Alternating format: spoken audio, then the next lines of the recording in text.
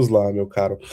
Nós tivemos um artigo muito importante que, inclusive, vou fazer questão aqui já de deixar no chat para a nossa audiência, que foi publicado em um dos principais jornais dos Estados Unidos, e não necessariamente pela circulação, mas porque é um jornal que é lido bastante pela classe política, principalmente ali em Washington, D.C.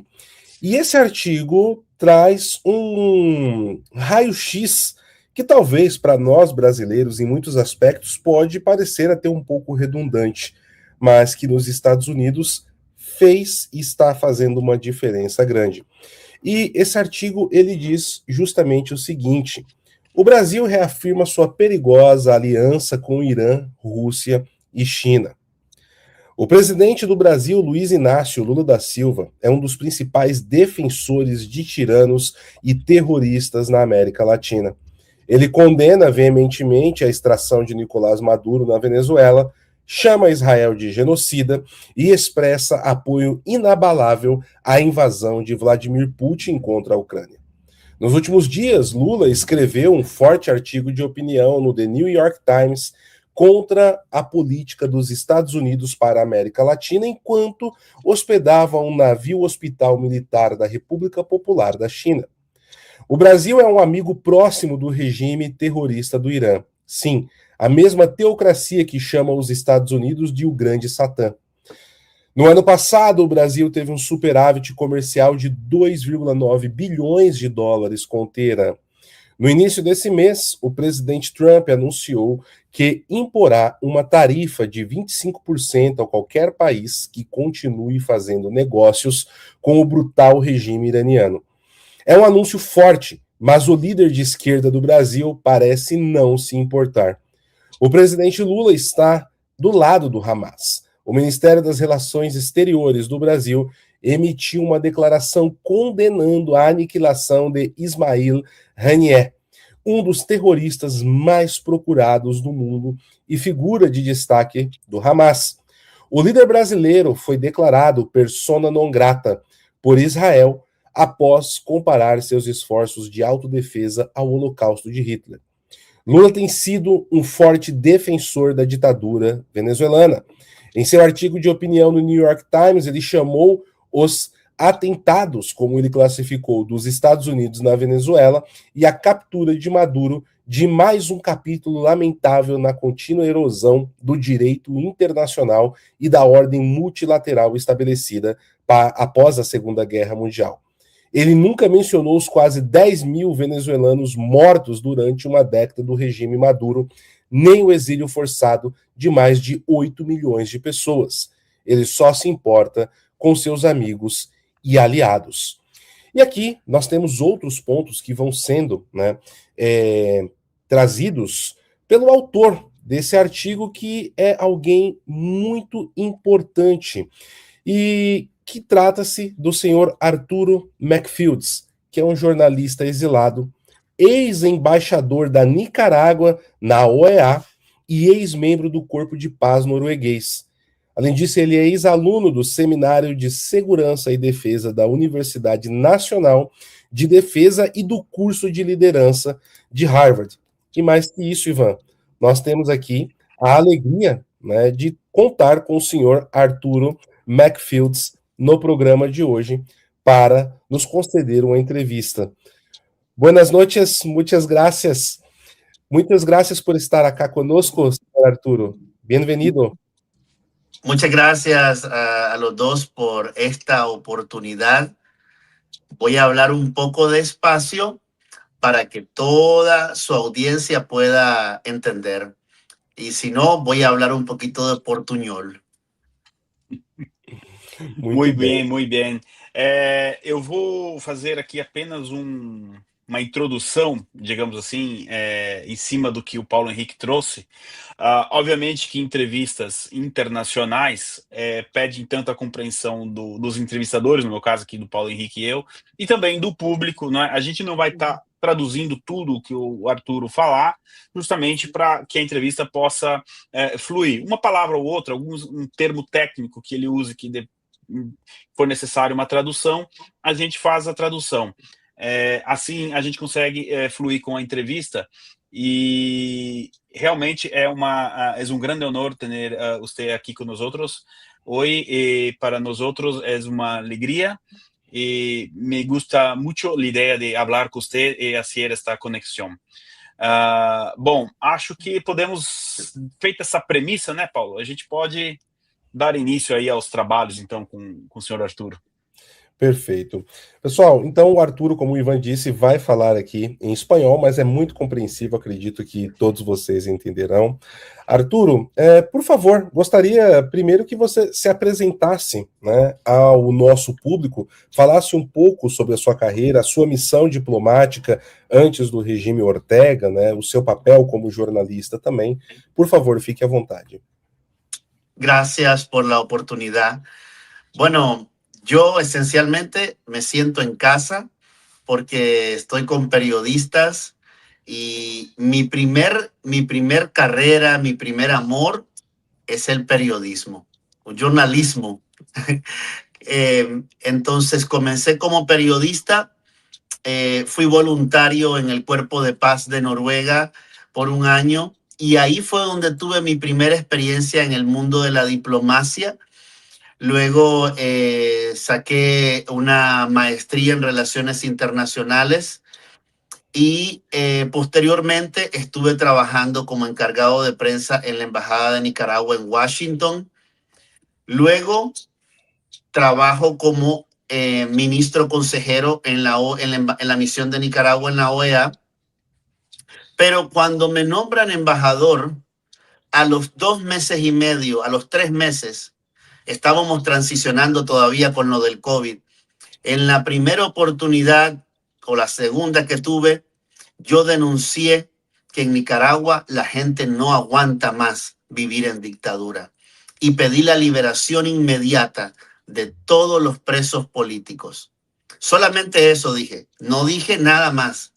Y eso bastó para que me dijeran, usted ya no es embajador, usted no puede entrar nunca en su vida, nunca, a Nicaragua. Meses más tarde, casi un año más tarde, me despojaron de mi propia nacionalidad y me convirtieron en apátrida. Yo no era ciudadano de Nicaragua, no era ciudadano de Estados Unidos, era apátrida, a pesar de haber nacido en Nicaragua.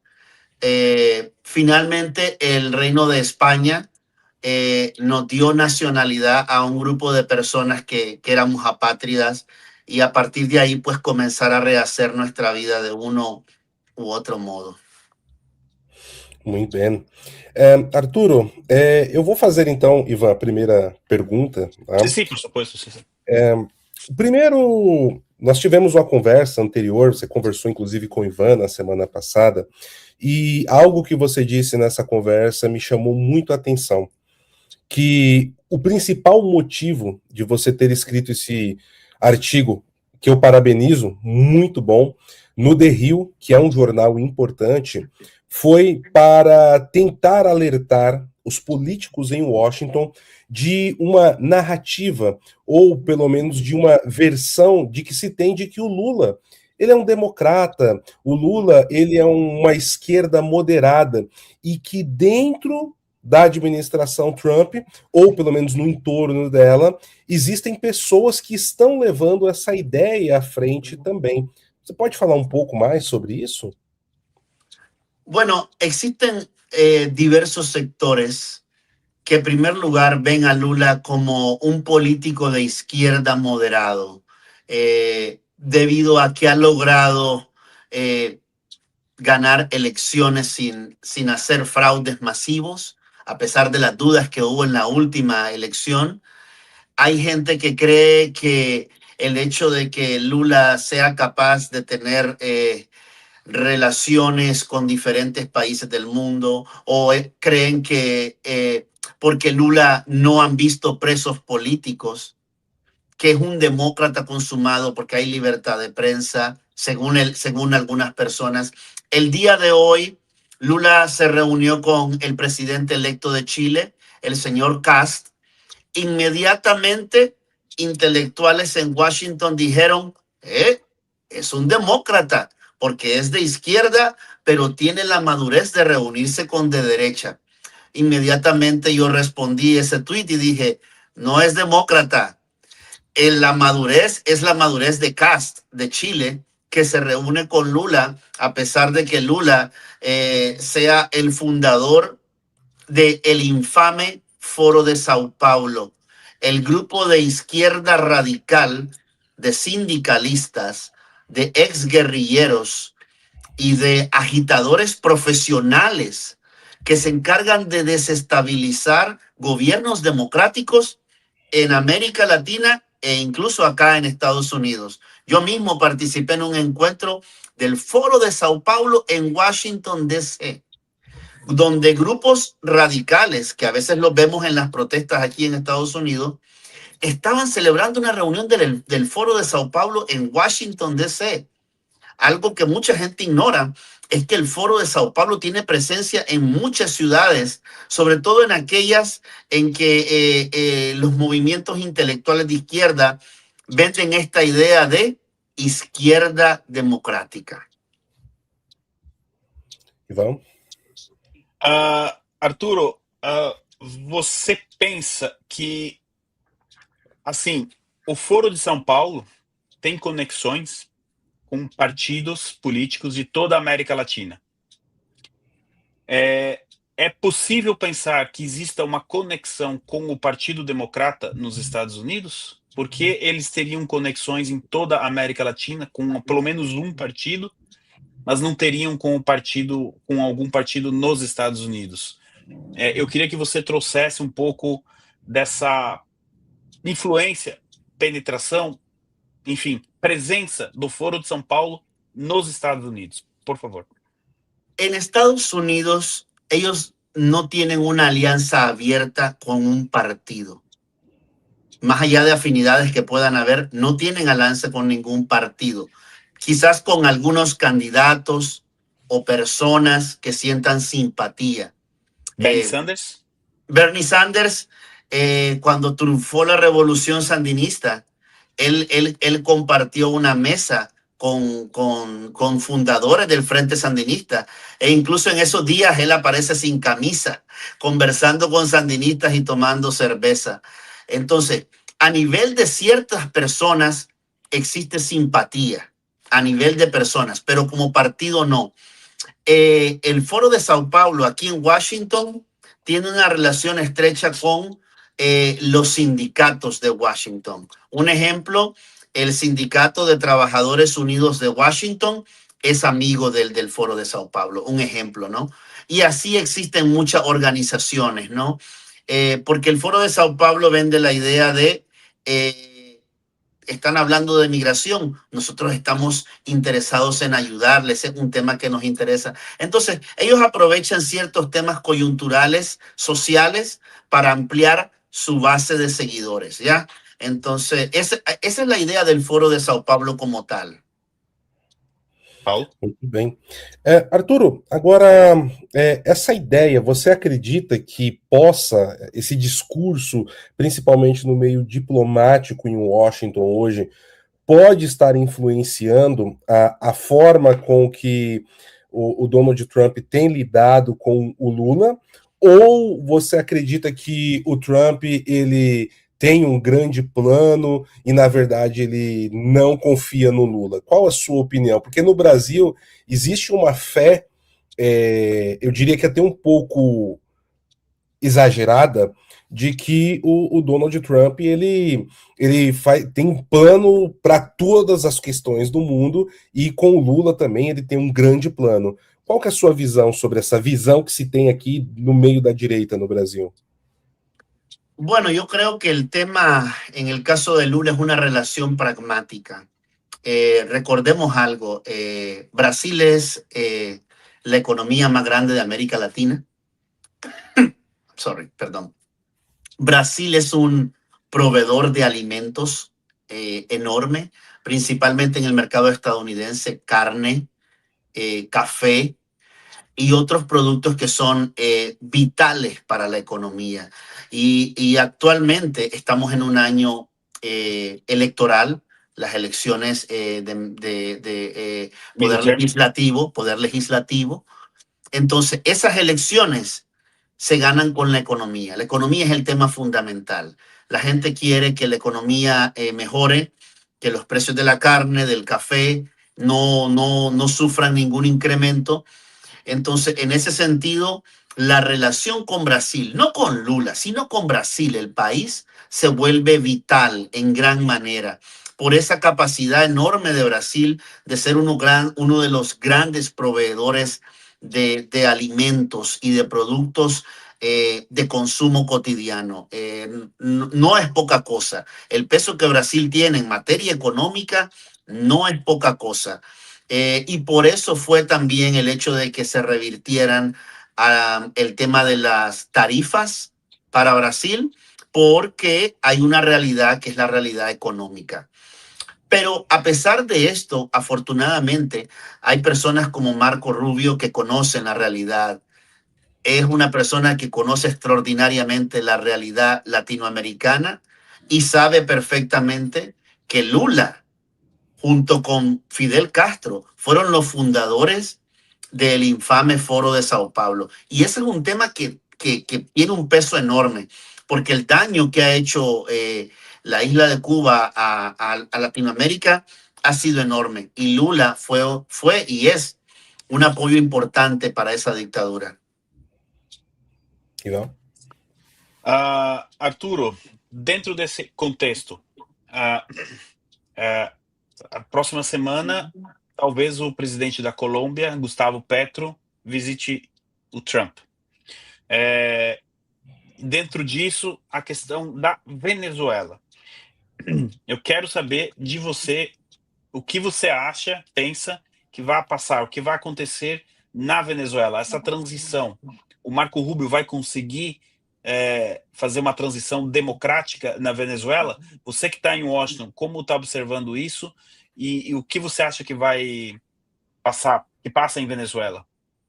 Hoy estábamos viendo la audiencia que hubo, ¿no?, en el Poder Legislativo de Estados Unidos, y Marco Rubio estaba explicando algo muy importante. No podemos ver en 3 semanas la transición a la democracia de una dictadura de 27 años. 27 años no se cambian en 3 semanas. Eso es casi imposible, ¿no? Así como hubo un proceso de construcción, hay un proceso de deconstrucción, de desmontar esa dictadura. Y él decía, eso va a tomar más tiempo, pero ya se ha comenzado un proceso lento. Es difícil. Las dictaduras crecen con los años y se fortalecen, pero desmontarla es difícil. Yo creo que se está avanzando poco a poco, pero sobre todo el hecho de que Estados Unidos haya sacado a Maduro demostró que si se pudo quitar la cabeza de la serpiente, el resto del cuerpo cae con mayor facilidad. Paulo? Acho que eu travei aqui. Não, você está ao vivo. Tá tudo bem. Desculpa, pessoal. Tá tudo bem. Vamos lá, então. Eu perdi só o final, mas eu quero pegar esse ponto de Cuba, porque nós sabemos que existe um planejamento dentro da administração Trump para ir sufocando também, tirando recursos da ilha cubana. E um dos países que ainda envia pouco, mas envia ajuda para Cuba é a Nicarágua. O México, essa semana, suspendeu o envio de petróleo. A Venezuela cortou totalmente por pressão dos Estados Unidos. Como que a Nicarágua hoje está contribuindo com Cuba e qual é a posição do governo nicaragüense em relação às pressões que vêm de Washington? En el caso de la dictadura de Nicaragua es un caso extraño, es un caso muy particular, porque tal vez por la posición geográfica que tiene, la dictadura todavía recibe el beneficio de un tratado de libre comercio con Estados Unidos. Eso nunca lo ha recibido Venezuela y nunca lo ha recibido Cuba. Acuerdo de libre comercio con Estados Unidos quiere decir posición preferencial para llevar productos al mercado de Estados Unidos. Eso es algo que todavía lo mantienen a pesar de que Estados Unidos ha ido imponiendo aranceles, un poco de sanción, un poco de presión, pero a pesar de todo, Nicaragua sigue disfrutando de ese tratado de libre comercio, porque es muy difícil de desmontar por la serie de candados legales que tiene. Sin embargo, Estados Unidos también le ha dicho al régimen, liberen a presos políticos. Y en los últimos días han habido liberación de presos políticos, algo que no mirábamos desde hace rato. Y eso es producto de la presión de Estados Unidos y el espejo de Nicolás Maduro. El espejo de Nicolás Maduro ha generado pánico en las dictaduras, porque quieras o no, Ortega se ve en el espejo de Maduro y se ve en el traje de Maduro siendo capturado. Inmediatamente eso golpea, eso es una imagen muy fuerte para un dictador, sobre todo porque sabe que Maduro tenía mayor poder y tenía mayor seguridad. Entonces, un país frágil como la dictadura de Nicaragua, que no tiene ni la cuarta parte de armamento, sabe que pueden ser próximos. Un país como Cuba, que sus capacidades económicas, militares, han sido debilitadas, no tienen la fortaleza de enfrentar una acción al estilo resolución absoluta de Estados Unidos. Entonces, el efecto Maduro es muy grande y las dictaduras están sintiendo esa presión. Y todo parece indicar, según lo que dijo Marcos Rubio, le preguntaron eso. Cuba es próxima. Usted puede comprometerse a no hacer lo que hicieron en Venezuela en Cuba. Y Marcos Rubio dijo de manera categórica, yo no me comprometo a eso. Y esa declaración es significativa y creo que envía un mensaje poderoso. Por favor, Ivan. Bom, só agradecendo as pessoas, são mais de 1.600 pessoas ao vivo com a gente aqui. Por favor, deixem suas impressões no chat aí, se estão gostando ou não da entrevista. E, Arturo, eu quero dar voz ao público. Okay. E vamos voltar a Trump e Lula. O que eu escuto muito é assim, Ivan, os Estados Unidos têm agência de inteligência, CIA, espiões no mundo, espionagem. Aquilo que o Trump está fazendo com o Lula, apesar do pragmatismo, não é muito perigoso? Até onde vai o perigo de se aproximar de alguém com Lula e o pragmatismo? As agências informam Lula. É uma pergunta que as pessoas estão fazendo aqui e eu queria tentar me aprofundar um pouco mais, se possível. Yo creo que es una relación muy clara. Vamos a tener comercio, vamos a aprovechar el mercado de Brasil, que es enorme, para ayudar a que los precios no se disparen en la carne, en el café. Eso es lo que nos interesa. Tal vez algún otro producto. Pero algo queda claro. Lula no puede tener una relación armoniosa con Estados Unidos porque el principal enemigo de esa relación no es Estados Unidos, es Lula. En China también. Pero digo Lula porque él escribió este artículo en el New York Times para confrontar a Estados Unidos sin ningún motivo, porque Estados Unidos ya había dicho que estaba en buenos términos con Lula. Y sin embargo, Lula escribe este artículo provocador previo a que tiene conversaciones con Xi Jinping y luego con Trump, pero él, por su propia naturaleza fanática, ideológica, lo vimos en un discurso, en un encuentro reciente, donde él expresó todo su fanatismo. Lula tiene la ideología primero y la democracia después. Mucho después. El principal enemigo de Lula es Lula. Él es su principal enemigo. Y esa característica genera un ambiente difícil en el encuentro o en la relación con Estados Unidos, que yo creo que es básicamente una relación de negocios, ¿no? Y veremos qué pasa más adelante. Yo no creo que es una relación sostenible porque en determinado momento podemos ver una posición muy dura de Estados Unidos, y Lula no es un socio confiable, es amigo de Irán. Estados Unidos va a tomar acciones muy pronto en Irán, que es un gran amigo de toda la vida de Lula. Va a tomar acciones con Cuba, que es el lugar donde Lula tiene su cordón umbilical ideológico, porque no es una persona que creó una nueva ideología, no, él tiene su cordón umbilical en la isla. Entonces, todas estas cosas, sobre todo cuando tenemos un secretario de Estado de origen cubano, hacen esta relación, es un romance de corta duração. Muito bem. Eu vou trazer aqui uma pergunta da nossa audiência também, Arturo, para o senhor. Acredita que em algum momento Maduro entregará o Foro de São Paulo, mais especificamente os seus participantes, membros do Foro? Obrigada. Pergunta aqui da Ale Lima. En el caso de Venezuela, yo creo que Venezuela primero tiene que entregar a los iraníes, a los rusos, a los cubanos e incluso a las células de Hezbollah. Y después de que entregue a todos esos criminales, va a poderse pensar en Foro de Sao Paulo, porque lo que hay en Venezuela es algo muy grande. En cuanto a organizaciones terroristas y criminales. Y mientras estén estos asesores cubanos, todavía la cosa está muy difícil ahí. Y en algún momento sí yo tengo la esperanza de que se destapen todos estos asesores y amigos internacionales del Foro de Sao Paulo. El Foro de Sao Paulo es el peor enemigo de la democracia de América Latina. Yo quisiera que la gente lo entendiera.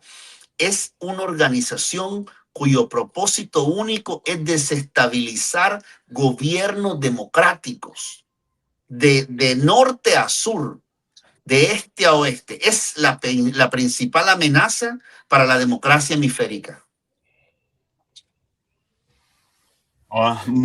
Esta última parte é muito importante. Gracias, porque... Arturo, gracias, mi amigo. Gracias a usted, porque espero su libro sobre este tema para aprender. Arturo, eu moro na Inglaterra e quando as pessoas perguntam do Brasil, eu falo do Brasil, enfim. Eu gostaria de dar uma oportunidade a você agora de falar do seu país, da Nicarágua, como estão as coisas, e se você puder contar para a audiência aquela frase que você encontra no aeroporto, da perseguição, de você não poder entrar com a Bíblia, para a nossa audiência. Então, por favor, fique à vontade para dar voz às pessoas da Nicarágua que não podem estar aqui dando essa entrevista, mas você pode. Então, fique à vontade, use esse espaço para denunciar, ou enfim, relatar o que acontece, como está a situação da Nicarágua. E da perseguição religiosa, perdão. La persecución religiosa en Nicaragua no tiene límites, aunque ha empeorado ahorita en el mes de enero. Los pastores, los sacerdotes, muchas veces cuando están dando el servicio, tienen policías con uniforme y algunos sin uniforme. Y tienen muchas veces que tener una bandera con colores rojo y negro.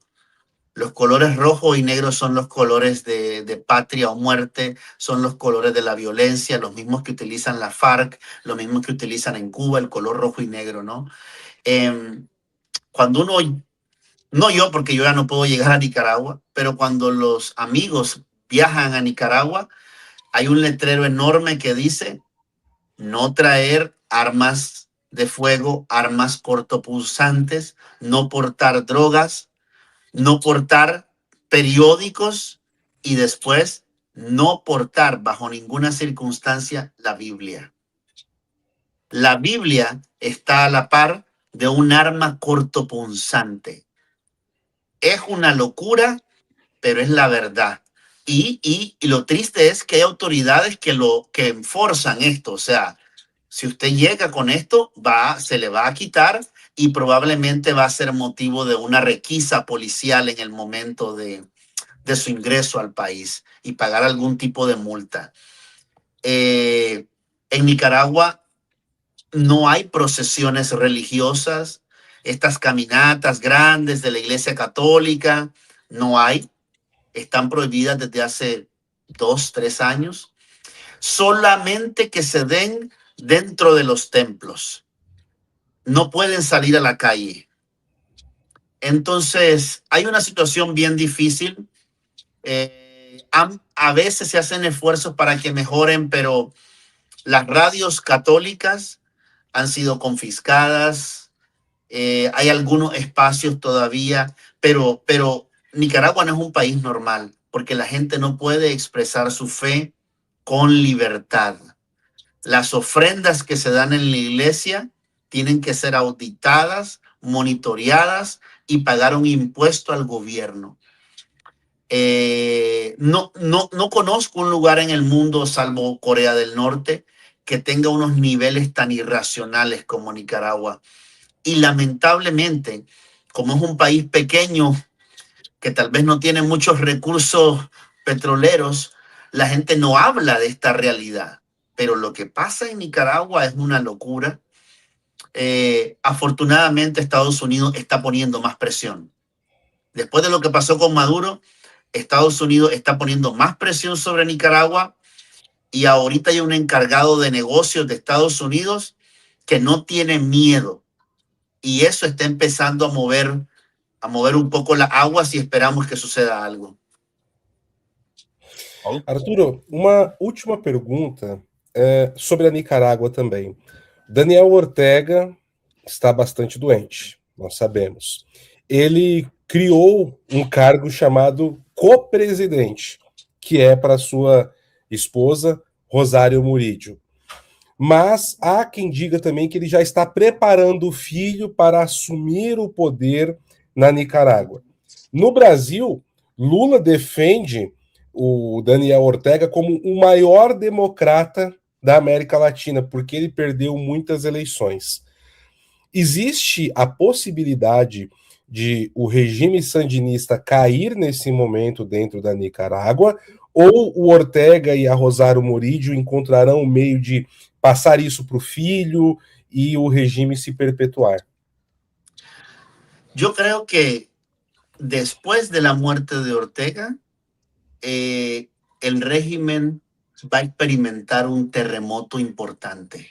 No sé si se va a acabar la dictadura, pero la izquierda siempre funciona con estas narrativas del líder que todo lo puede, que cambia el mundo y todo esto. Pero cuando ese líder fallece, no hay un sucesor que cuente con ese relativo respaldo de ideologías. Nicaragua podría haber muy pronto un terremoto. No sé si la libertad, pero el día que Ortega falte, va a haber un terremoto importante que, si las condiciones permiten, podrían ser el inicio de algo más grande. Perfeito. Eu tenho uma última pergunta. Pois não, Ivan. Arturo, você escreveu um artigo hoje do navio chinês que passou no Rio de Janeiro. Você coloca que foi uma ação de espionagem. Você pode comentar? Nós vamos disponibilizar o link desse artigo para o público. Eu já compartilhei no meu X e vamos compartilhar mais. Mas o navio hospitalar militar e uma embarcação de espionagem. Eu queria que você falasse algum bastidor, alguma coisa, porque isso aqui é uma denúncia muito grave que você está fazendo. Por favor. En el caso de China, ellos están llevando la gira de esta embarcación hospitalaria militar, porque no es embarcación hospitalaria civil, es militar, controlada por el ejército del pueblo de la liberación de China. No es un hospital pacífico. Juntamente con esto, hace unos días atrás, otra embarcación llegó a Chile.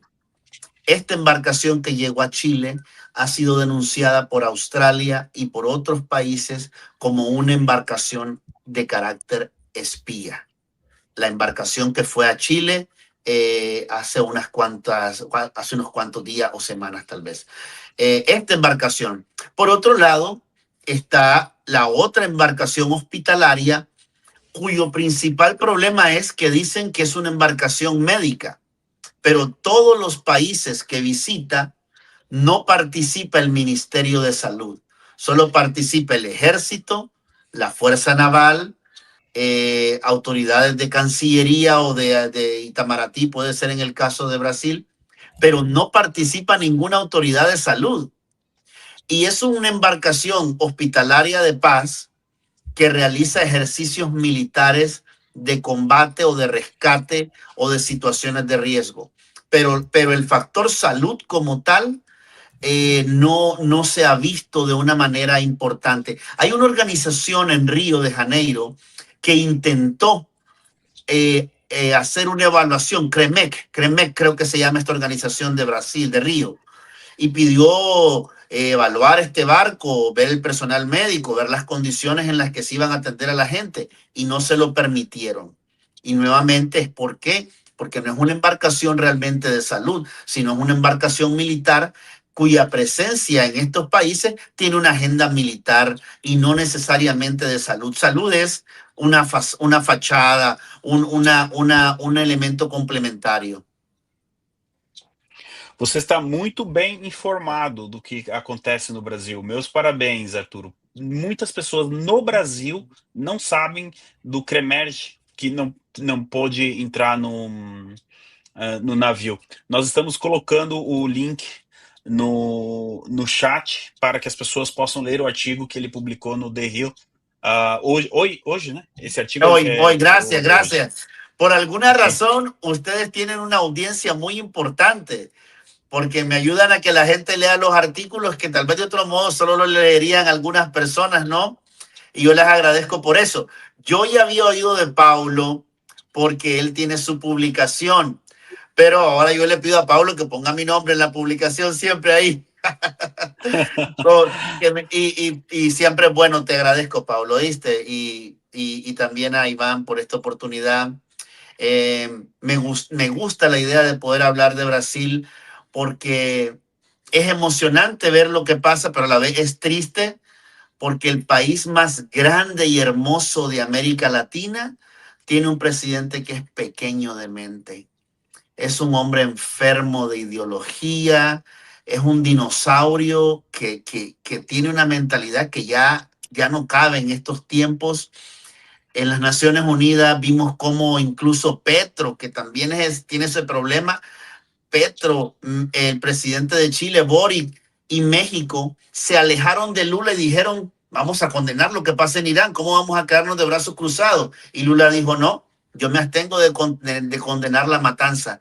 Entonces digo yo, ¿cómo un país tan grande como Brasil tiene un presidente de ese tamaño? Es triste, realmente es triste. É muito triste. Arturo, muito obrigado por sua participação. Essa é a primeira vez, espero que de muitas que tenhamos o senhor aqui conosco. Foi uma grande honra ter alguém aqui da estatura do senhor no nosso humilde canal. Obrigado, meu caro. Obrigado. Muito obrigado, Arturo. Muito obrigado. Boa noite.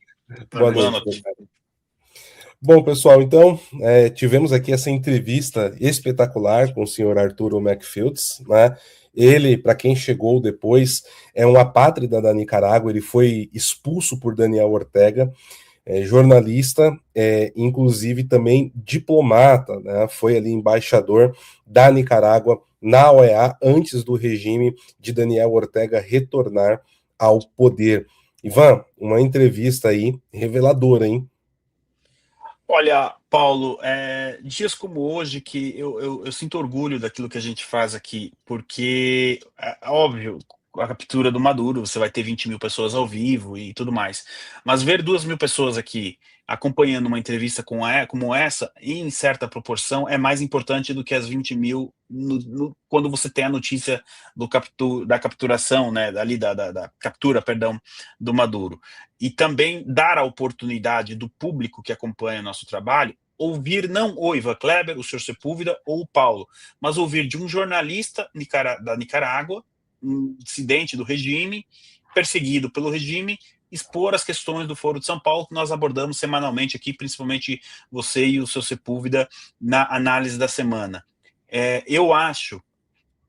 Eu, pelo menos profissionalmente, saio daqui com esse oxigênio de que o nosso trabalho é justamente esse, fazer essa ponte entre as pessoas, entre o público, outros jornalistas, enfim, para que as pessoas, sem nenhum tipo de edição aqui, nós poderíamos ter feito essa entrevista gravada, colocado uma legenda e tudo muito bem. Não, optamos por justamente deixar correr para que as pessoas tivessem esse, aspas, contato direto com ele. Então, esse é o primeiro ponto. E eu aqui vou confessar algo que aconteceu nos bastidores. Ele ficou muito impressionado, pessoal, com o trabalho desse rapaz aqui, que está do meu lado, com o tamanho do conhecimento que ele demonstrou sobre o Foro de São Paulo e sobre a Nicarágua. E ele falou, até me sinto emocionado, tá alguém que entende o que está passando no meu país. Por isso que no final eu quis dar esse espaço também para ele expor isso. Então, é um parabéns jornalístico ao PH Vox, mas acima de tudo a audiência que está aqui acompanhando, você que está assistindo gravar também. É assim que nós vamos começar a entender a complexidade que é a política da América Latina e não somente ali a notícia de 30 minutos atrás. Acho que isso é o ponto principal. E, Paulo, a confirmação de muito daquilo que você e o Sr. Sepúlveda vem falando há anos na análise da semana, né, do Foro de São Paulo e tudo mais. E eu, por exemplo, não sabia que o Foro de São Paulo tinha essas conexões com sindicatos nos Estados Unidos. Para mim, já só essa parte aí quase que já valeu a entrevista. Mas, por outro lado, imagino que para você seja até, de certa maneira, gratificante ver que você está no caminho certo como um especialista do Foro de São Paulo. Olha, Ivan, obrigado, meu caro. Aqui a gente trabalha junto, né? Mas eu fico contente e uma coisa que eu sinto quando eu vejo a gente teve essa entrevista aqui com o Arturo, uma coisa que eu já comentei com você e com o senhor Sepúlveda. Quando eu converso com os jornalistas, com o pessoal na América Latina, é como se fosse uma lufada de ar fresco, porque eles têm uma visão muito mais clara, muito mais densa do que é o Foro de São Paulo, e aqui no Brasil a gente não tem isso, né? O Foro de São Paulo no Brasil é muito, é o Foro de São Paulo que se reúne, é o Lula que fundou o Foro de São Paulo. Não, você vê como ele fala ali, eu até me emocionei, até bati palmas para ele, porque é como se fosse uma lufada. Ele falou da Rússia, ele fala das coisas que aqui no Brasil as pessoas ainda ficam, não, o urso conservador, esse tipo de coisa, e a gente vê como na América Latina a direita já não se engana mais com esse tipo de coisa, e como nós aqui no Brasil, né, por isso que eu ressalto isso que você falou do público que está aqui, essas mais de 2 mil pessoas, mais de 4 mil no total, né? A importância de eles estarem, né, consumindo esse conteúdo, não nosso, do Arturo, né? Porque não basta. Acho que isso é muito importante, tá, pessoal? Vocês fazem a diferença nesse sentido mesmo, tá? É um orgulho ter vocês como PH Voxers. E antes da gente encerrar, Ivan, diga. Não, mas então, assim, eu preciso também fazer minha parte contra a revolução, né? E eu falei para ele o seguinte, olha, que ele já me seguia e tal, eu falei, se você escrever sobre o Brasil, a gente vai repercutir. Hoje já saiu outro artigo no The Hill sobre o Brasil. Eu não fiz nada ilegal, Paulo. Eu só falei para ele, se você publicar sobre o Brasil, a gente divulga, não tem problema nenhum. Com isso, quem sou eu, né? A gente consegue que se fale do Brasil em um jornal importante como o The Hill. Ou seja, tem um pouco de Sherlock Holmes nisso aí também. Mas óbvio que, assim, brincadeiras à parte, pessoal, para ele é importante poder vir aqui falar da Nicarágua, e para nós é importante que ele vá lá no The Hill e escreva, tem um navio espião lá no chinês passando pelo Brasil, sai todo mundo ganhando, e a gente consegue fazer esse trabalho de formiguinha né? E, por exemplo, a próxima vez eu vou falar para ele, você precisa escrever sobre o Clezão. vou dar opinião. Aí você escreve se você quiser, entendeu? E a gente vai colocando isso na mídia internacional, né, Paulo? Exatamente, meu cara, exatamente.